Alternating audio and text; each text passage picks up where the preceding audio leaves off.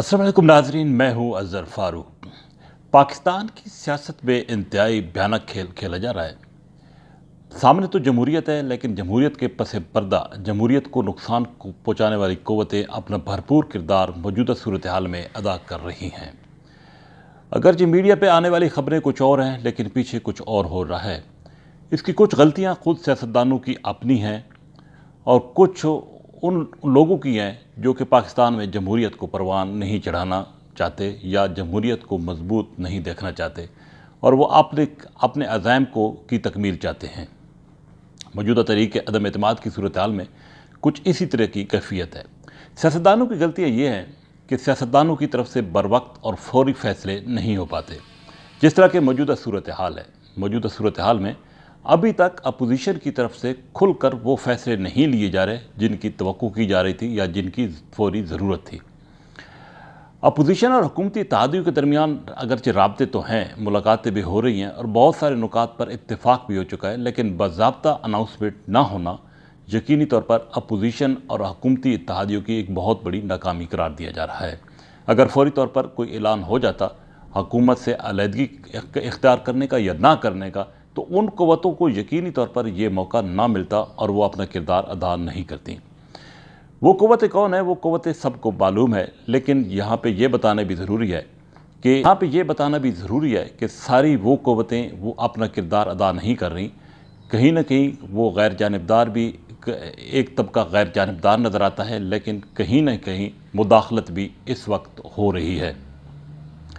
अब अपोजिशन की ये ज़िम्मेदारी थी कि वो फौरी तौर पर हुकूमती इत्तेहादियों के साथ अगर कोई फ़ैसला कर चुकी है तो उसका ऐलान करती और मैदान में आती, ताकि सारी सूरत हाल क्लियर हो जाती। जो ये सूरत हाल वक्त गुज़र रहा है, सूरत हाल मज़ीद गंभीर हो रही है और ख़राब हो रही है। अब हुकूमत हो या अपोजिशन इत्तेहादियों का जो अलायंस एक बना हुआ है बज़ाहिर इस वक्त जो सामने है, वो किसी न किसी एक को ज़रूर और हर हालत में धोखा मिलना है। ये धोखा कब मिलेगा? ये किसी वक्त भी मिल सकता है। बिल्कुल कंफर्म इतलात हैं कि दोनों में से एक के साथ हाथ होने वाला है। जिसके साथ हाथ होगा वो यकीनी तौर पर बहुत नुकसान में होगा। इस वक्त देखा जाए तो हुकूमत भी अपनी जगह पे मुतमईन है कि तहरीक अदम एतमाद में उसके पास लोगों की अक्सरियत है और वो बआसानी कामयाब हो जाएगी, अपोजिशन की तहरीक नाकाम हो जाएगी। दूसरी तरफ देखा जाए तो अपोजिशन भी मुकम्मल तौर पर एतमाद में है। हुकूमती इत्तेहादी भी जो कि हुकूमत को छोड़ने के बज़ाहिर तैयारी कर रहे हैं, वो भी एतमाद में है कि हुकूमत को शिकस्त होगी और ये जो अलायंस नया बनने जा रहा है इसको कामयाबी होगी। लेकिन जैसा कि मैंने पहले कहा, किसी एक के साथ अब हाथ होने वाला है। कब होगा ये बहुत जल्द सामने आ जाएगा, क्योंकि दोनों को यकीन दहानियाँ भी हैं, लेकिन दोनों के साथ पस पर्दा कुछ ऐसी क़ुव्वतें राब्ते में हैं जिसकी वजह से ये कहा जा सकता है कि आगे जाके ये मसाइल उनके लिए आएंगे। तहरीक अदम एतमाद के हवाले से हुकूमत अपनी पूरी कोशिश कर रही है, लेकिन इस वक्त सूरत हाल ये है कि ना हुकूमत के पास 172 अरकान हैं ऐवान के, और ना ही अपोजिशन के पास 172 अरकान हैं कि वो अदम एतमाद की तहरीक को कामयाब बनाएं। एक तीसरी पार्टी है जिसकी आगे 3 शाखें हैं। वो शाखें पाकिस्तान मुस्लिम लीग काफ, बलूचिस्तान अवामी पार्टी और तीसरी जमात MQM है। वो जो पार्टी है उसकी असल तादाद है 17। वो जिस तरफ भी अपना पलड़ा डालेंगे फ़ैसला उनके हक़ में होगा और वो कामयाब होंगे। तो जैसे कि पहले मैंने कहा, ना हुकूमत के पास 172 है, ना अपोजिशन के पास। तीसरी पार्टी का मेन किरदार है। अब वो क्या फ़ैसला करती है इसका इंतज़ार करना पड़ेगा। लेकिन उस पार्टी के अंदर भी वो जो बैक कर रही है उसके अंदर भी कुछ मसाइल हैं। वो भी मसाइल जो है वो अब आहिस्ता आहिस्ता इसलिए आना शुरू हुए हैं कि अपोजिशन ने ताख़ीर की है अपने फ़ैसले में और अपना ऐलान करने में।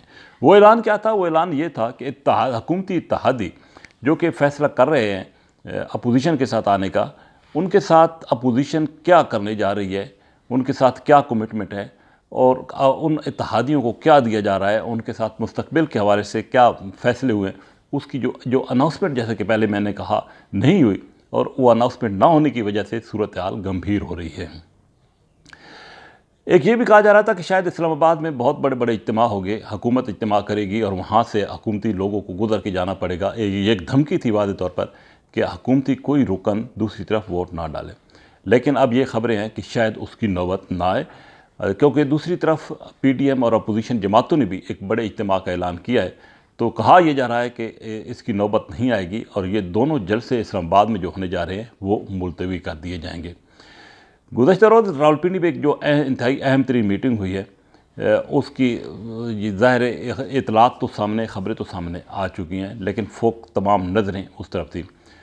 راولپنڈی مکمل طور پر غیر جانبدار ہے، جیسا کہ نظر بھی آ رہا ہے اور کہا بھی جا رہا ہے، لیکن جیسا کہ میں نے پہلے بتایا ہے کہ مداخلت جو ہے وہ ہو رہی ہے، وہ کہاں سے ہو رہی ہے وہ سمجھنے والے خود سمجھ سکتے ہیں، اور اس کا اشارہ مریم اورنگزیب نے ایک دفعہ کیا تھا۔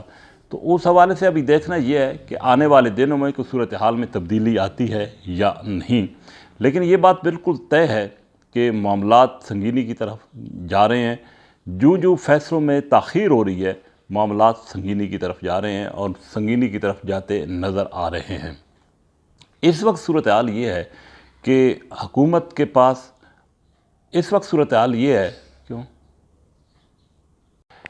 آئندہ 24 گھنٹے انتہائی اہمیت کے حامل ہیں۔ اسی میں جو فیصلے ہونے ہیں وہی فیصلے آگے جا کر اہمیت کے حامل ہوگے۔ اب دیکھنا یہ ہے کہ یہ فیصلے کیا ہوتے ہیں، اپوزیشن کیا اناؤنسمنٹ کر پاتی ہے یا اپنے پاؤں پہ خود کلہاڑی مارتی ہے۔ اسی کے ساتھ اجازت، اللہ حافظ۔